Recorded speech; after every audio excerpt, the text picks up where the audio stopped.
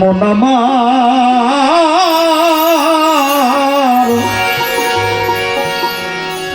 গেল রে জানা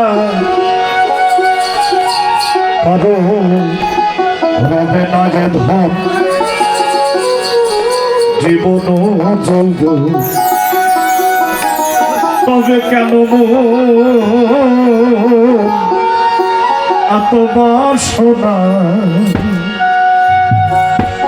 দোতলা বাড়ি থাকলে তিনতলা করার বাসনা সাইজি বলছে যে বিষয় বিষয়ে চঞ্চলা বন্ধ করা জন্য আমার মনকে বুঝাইলে বুঝবে না আমার ধর্মচারী আমার মন বিষয়ের বিষয় সবসময় চঞ্চল হয়ে ছুটে বেড়াচ্ছে তাই অস্থির চিত্তে ভগবানের দর্শন মিলে না স্থির হতে হয় তাই সাইজি বললেন একবার সবুজের দেশে ওই দেখিত বসে একবার সবুজের দেশে ওই দেখিত বসে উঠিস না দেখে যন্ত্রণা রবে না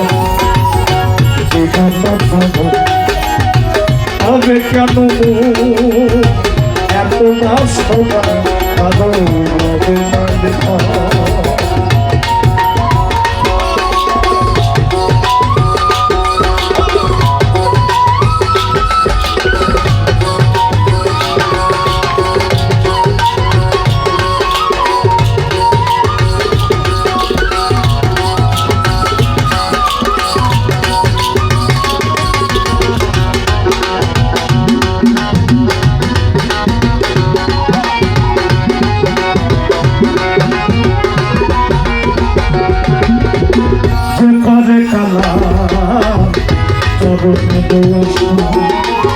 জানো না আর কি দুর্দশা যে করে কালা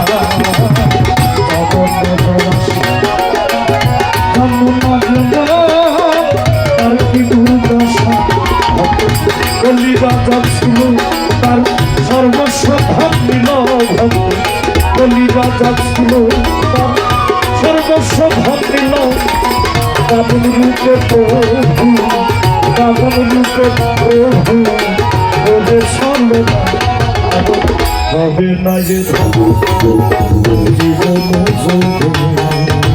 হবে কেন এত বাসনা কাবুল রবে না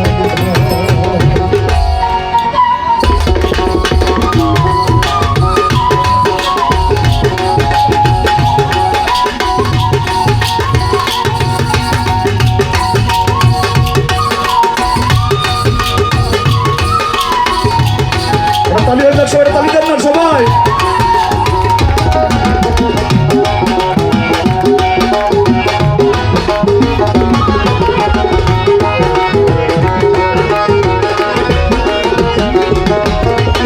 প্রহ্লাদ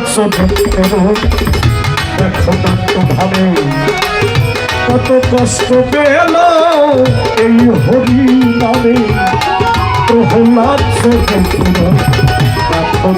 ভাবি কত কষ্ট পেল এই হরি নামে তাদের আগুনে পোড়ালো জলে ডুবালো তবে এই আগুনে পোড়ালো জলেতে ডুবালো তবু না ছাড়িল তবু না ছাড়িল সারব সাধনা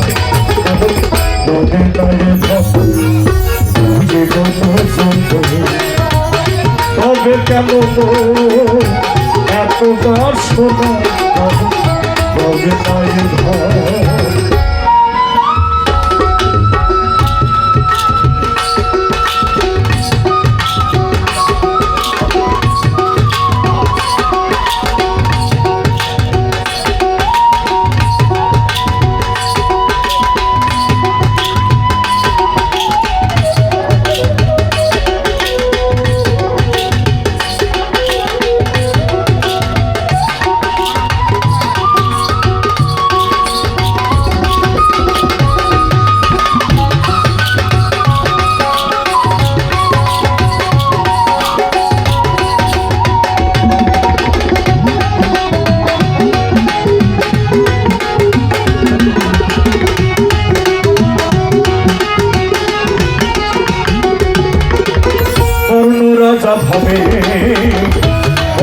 তাচ্ছিল অতিথি রূপে তার পুত্রকে নষ্টিল। লালন ফকিরের সত্যের বাণী, একটি কথা না বললেও বয়সে ভাব আসে না। রাজা নামের একজন দাতা লোক ছিল, সে দাতাটা একজন মানুষ। এই কারণেও প্রতিদিন সেবা করার সময় তার অতিথি লাগতো, অতিথি রূপে নারায়ণ, অতিথি সে সেবা করতো না। একদিন কর্ণ সেবা নিয়ে বসে আছে, নদীত পাচ্ছে না, তাই সে বাড়ির বাহিরে যাচ্ছে আসছে, আজ নদীত পাচ্ছি না কেন? তো কর্ণের গুরু বুঝতে পেরেছে যে আমার ভক্ত কর্ণ অতিথি খুঁজছে, আজ অতিথি পাইনি। সে তখন কর্ণকে অতিথি রূপ ধারণ করে কর্ণের বাড়ি থেকে গেল। অতীত পেতে কর্ণ খুব খুশি, আসন দিয়েছে, ভক্তি দিয়েছে, ধূপ ধুমা দিয়েছে, কে বলছে তোর ভূত কি সেবা নেবেন আমার বাসায়? তখন অতিথি বলছে, দাতা কর্ণরে আমি জানি তুই খুব দাতা মানুষ, আমি যে সেবা নেব তুই দিতে পারবি? তো প্রভু আপনি বলেই দেখেন। বলছে আমি বহুদিন মানুষের মাংস খাই, তুই যদি মানুষের মাংস খাওয়াতে পারিস তাহলে আমি তোর বাসায় সেবা নেব। বলছে এটা কোনো বিষয় হলো? আমার অঙ্গ কোনো অংশের মাংস আপনি খাবেন বলেছেন, আমি আপনাকে সেবা দিব। বলতে পারে তুই বয়স্ক মানুষ, তোর আমি তোর মাংস আমি সেবা নিব না, তোর একটা সন্তান আছে তুই ঘুরছে, তুই ধরবি আর তোর স্ত্রী জবাই করবে, কিন্তু মাত্র তুই চোখের জল করে সেবা কবুল করবে না। সঙ্গে সঙ্গে সন্তানটাকে নিয়ে এসে কথা কর্ণ অতিথির সেবাতে লাগাই দিলেন। এবার সন্তান এর মাংস রান্না করে যখন তিনি সামনে নিয়ে আসলেন ভক্তির সাথে, এবার বলছে লক্ষ্য করে দেখছে যে সবই আছে কিন্তু মাথাটা নাই। দাতা কর্ণ রে, সবই তো আছে দেখছে, মাথা নাই কেন? কিন্তু প্রভু আমি মাথাটা রেখে দিয়েছি, যখন আমার সন্তানের কথা মনে পড়বে তখন আমি ওই চেহারাটা দেখে আমি আমার হৃদয়টাকে শান্ত করবো। বলছে না তোর এই সেবা হলো না, ওই মাথার মাংসটা অম্বল করে না, ওটা খেতে সবচেয়ে বেশি ভালো লাগে। অতিথির কথা মতো আবার মাথাটা পরিবর্ত করে নিয়ে আসবে। যখন সব সেবাগুলো আয়োজন হয়ে গেল তখন হঠাৎ করে দেখছে অতিথি নাই আসলে, সন্তান দেখছে ঘর থেকে বের হয়ে চলে আসছে। তাই এখানে লালন ফকির বললেন, কর্ণ রাজা ভবে বড় দাতা ছিল, অতিথি রূপে তার পুত্রকে নষ্টিল। কর্ণ রাজা ভবে বড় দাতা ছিল, অতিথি রূপে তার পুত্রকে নষ্টিল। কর্ণ অনুরাগী হইল দুঃখী তবু, কর্ণ অনুরাগী হইল দুঃখী। অতিথির সান্ত্বনা হবে না যে জীবন তবে কেন এত কষ্ট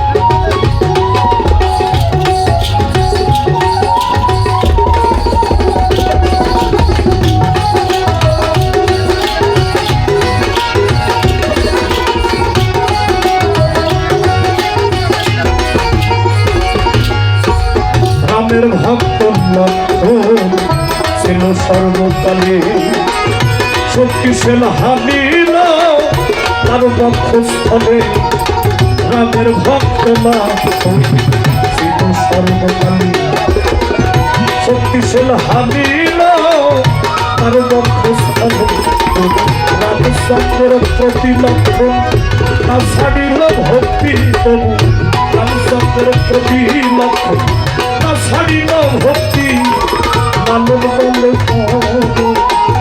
লালন বলে পর এ বিবেচনা লালন রবে লাগে হবে কেন এত বাসনা তবে লাগে ছবিতে করতে ওই দেখিতাম বসে একবার ছবিতে করতে ওই দেখিতাম বসে উঠিস না দেখি সেই যন্ত্রণা তবে লাগে